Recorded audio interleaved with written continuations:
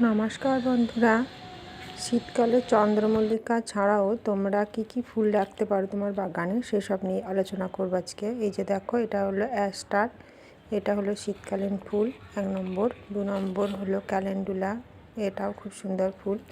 আর petunia তো জবাব মেলায় ভার। 3 নম্বরে পিটুনিয়াকে রাখলাম। এটা যদি ঠিকঠাক যত্ন করে লাগাতে পারো তাহলে এটা তোমার এপ্রিল মাস অবধি ফুল দেবে। সিঙ্গেল প্যাটার্ন, ডবল প্যাটার্ন সব রকমই হয়।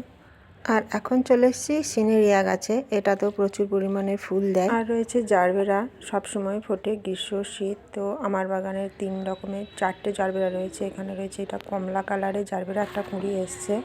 আর প্রথমে দেখলে সাদা আর মেরুন মিশিয়ে। আর তারপর রাখতে পারো জিনিয়া, যেটা শীত গ্রীষ্ম সবসময় হয়, শুধুমাত্র গাছটা আলাদাভাবে লাগাতে হবে। আর রাখতে পারো মর্নিং গ্লোরি, এটা শীত গ্রীষ্ম সবসময় হয়, তবে শীতের দিনে বেশি ভালো ফুল হয়। আর তো ডায়ান্থ্রাসের জুড়ি মেলায় ভার, শীতের সময়ে ছোট্ট ছোট্ট ফুল। আর এই খেসারি গাছের মতো গাছ খুবই সুন্দর লাগে।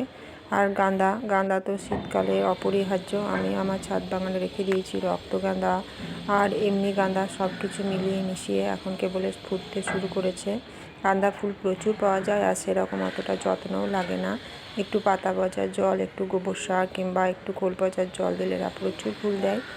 আর তাছাড়াও তোমরা তোমার ছাদ বাগানে শীতকালে রাখতে পারো কালঞ্চ। তো এই যে কালঞ্চ গাছটা দেখছো, এটা একটু ডগা কেটেই হয়ে যায়। আর এই ডগাটা কেটে মাটিতে বসিয়ে দিতে হবে আর জলটা অল্প পরিমাণে দিতে হবে। শীতের সমস্ত গাছকে প্রচুর পরিমাণে রোদ দেওয়া। তো তোমরা অবশ্যই এখনই লাগাতে শুরু করে দাও।